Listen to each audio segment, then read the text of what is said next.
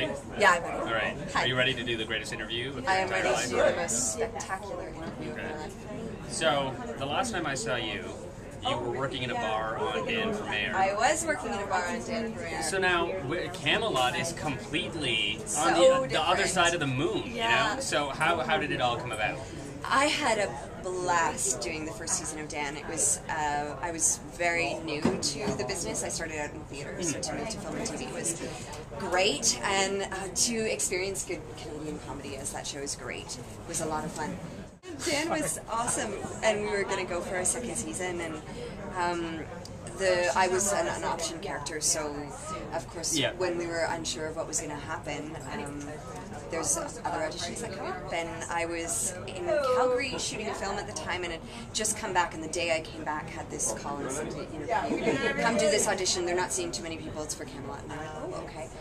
Did a self-tape, and the next day they called and said, we're starting to negotiate, and I was in Ireland in a week and a half. Wow. And it was, for me, coming from a background of classical theater, kind of a dream. Is that what the appeal was, like your theater background? Huge appeal for me, and I was a girl who grew up loving Arthurian legend and read everything, the Mary Stuart cycle, and one of my favorite books, Mists of Avalon, anything I could get my hands on coming in that epic world. And my background is heavily in Shakespeare too, so anything that kind of is in another time but deals with, relevant issues. guttural human emotions that are just dealt with on an epic scale, essentially. So tell me about Bridget then. Like, is Bridget, because I feel like Guinevere is going to be like good, so you're probably like her good psychic, right? Are you the Robin to her Batman? Yeah, basically. I think that's a really good way to describe her. And I get to be playful, which is a lot of fun. And being a character that is not found in Arthurian legend, there's a lot of opportunity. Chris Chibnall and I talked when I first arrived, he's the showrunner, about, okay, well, we can make anything here.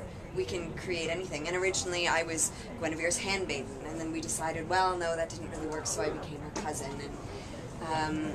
And sidekick, basically. Right. So a sounding board for her, but a sounding board that has her own personality and style, which I really appreciated. That there was definitely thought given to the kind of flirtatious and playful aspect.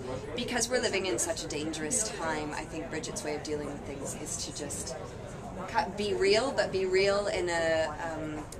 using fancy words. Yeah, using fancy words in a more interesting way and in a playful way. How dark do you think the show is going to be? Because I feel like it's going to be very dark. All the previews are like, whoa, like, mystery. A good person to look at to kind of get a feel of what the show is Joe Fiennes. So the way he has decided, and the way that they have decided as a group to interpret Merlin, I mean, there's no white beard, there's no flowing robes, he is bald, shaven head, tattooed, and one of the things that I love about the show is how we deal with magic. And magic is not, I'm going to steal a Peter Mooney line, you can't just shoot fireballs out of your hands on the show. If you perform magic, it comes at a great cost. So there's a really dark aspect to the human cost of exploring that supernatural side of life that Joe certainly experiences and that Ava Green's Morgan certainly experiences. It's very dark, very guttural. And in general, kind of the rest of the tone of the show will follow that. Right, we'll follow that pattern. Yeah. Why do you think people will watch it? I feel like we're in an age where people want to watch The Real Housewives of Beverly Hills, so are these traditional shows, are they making a comeback? I think they are. I think they are. Starz had a huge success with Spartacus, and The Tudors was really successful. The Borgias did very well. I mean, I think there is something that is appealing, and what's going on the big screen too right now. Of course, what's going on in the theaters, epic things are doing very well as well. And I think it gets back to the fact that you get to deal with a human emotion where you identify with the characters, but there's something epic and fantasy about it that allows you to be still a little separate from it. And I think that's what's really appealing about the show.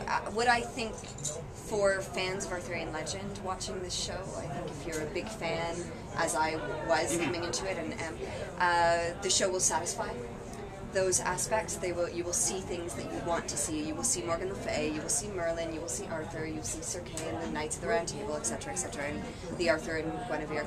But everything is kind of spun on its head. Right. So we deal more with, Chris has really created a world in which we explore how legends begin. Right. So that the original story may not have been what the legend grew to. In episode 4, the way he deals with Excalibur and Lady of the Lake is quite something, and something I think that people will be excited by. So I think you can come in with expectations and you'll get wonderful surprises, and still I think your expectations will be met. And my last question. Yeah. I know we just met, but if I was on the set of Camelot, what kind of character do you think I would be? I feel like I'm Merlin. I was about to say. Okay, well now you can't say Merlin because I already gave it. No, but I was going to say a warrior monk. Oh really? Yeah. I like that. Warrior monk. Warrior monk. Yeah. But you got to give me a name. My real name is Murtz. I feel that fits Murtz. like right in. It kind of does. Right. I don't think you need to change it. So it's like one of your Arthur, you could be Bridget, like Murtz of Aragorn or something. My favorite interview of all time. Totally changing my Twitter name to that right after this. Yeah. Murtz of Aragorn. Murtz of Aragorn. Done. Warrior monk. Nice. Love it. Perfect. Thank you. Cool. Thank you very much.